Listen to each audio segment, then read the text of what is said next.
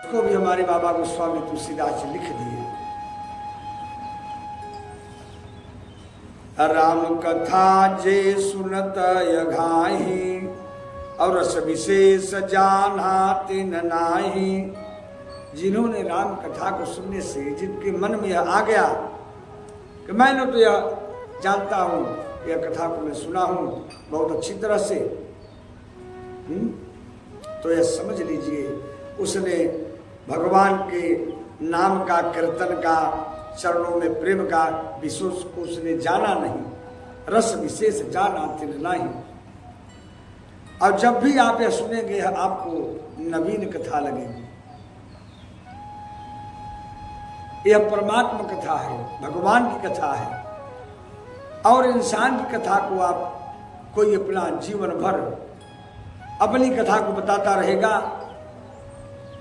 आप 2 दिन सुनेंगे, 3 दिन सुनेंगे, इसके बाद आप जब देखेंगे वो आदमी आ रहा है, वो आदमी आ रहा है, आप हट जाएंगे। क्यों हट जाएंगे? वह केवल अपनी ही व्याख्या करता रहता है और सर दर्द करने लगेगा। संसार की कथा सुनने से सर में दर्द आता है मेरे भाई बाप। यदि आप राम की कथा सुनेंगे तो सारे सर का दर्द आपत्ति सब दूर हो जाती है। यह राम की कथा का प्रभाव है। और राम कथा, श्याम कथा आप कहीं से भी सुनिए, आप सुनेंगे तो आपको आनंद की अनुभूति होगी और परमात्मा के प्रति आस्था जागृत होगी। और आप सुनेंगे, सुनते सुनते कुछ तो उनके प्रति भगवान जो राम है, राम के चरित्र के बारे में बाबा जी ने लिखे हैं कि रामचरितमानस, उसको मन में रखिए कि भगवान प्रभु का चरित्र कैसा था और वह कैसा अपना जीवन व्यतीत किए।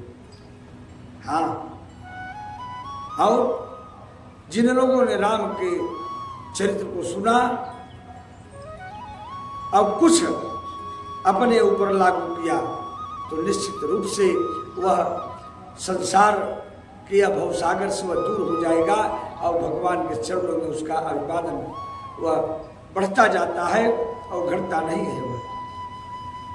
क्योंकि यह आप जो कर्म करेंगे, सत्कर्म करिए या दुष्कर्म करिए, वह आपका बढ़ता है, घटेगा नहीं।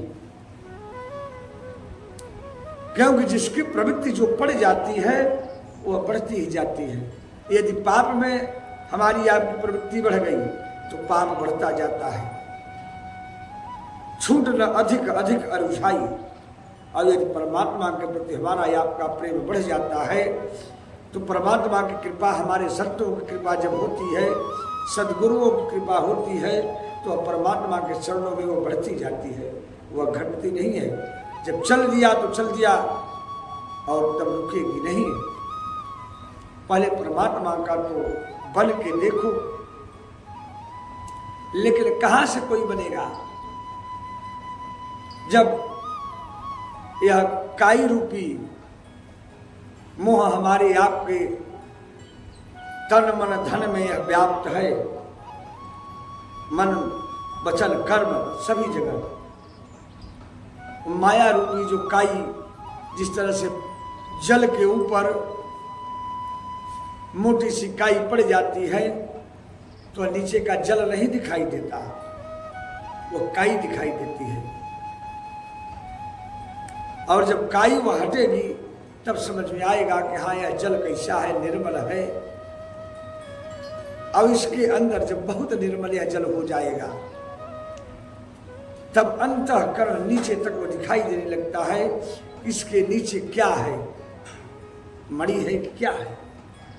उसी तरह से जब हम आप निर्मल हो जाएंगे, परमात्मा के प्रति हमारा आपका स्नेह उनके प्रति झुक जाएगा, उनके चरणों में लग जाएगा, तो निश्चित रूप से यह निर्मलता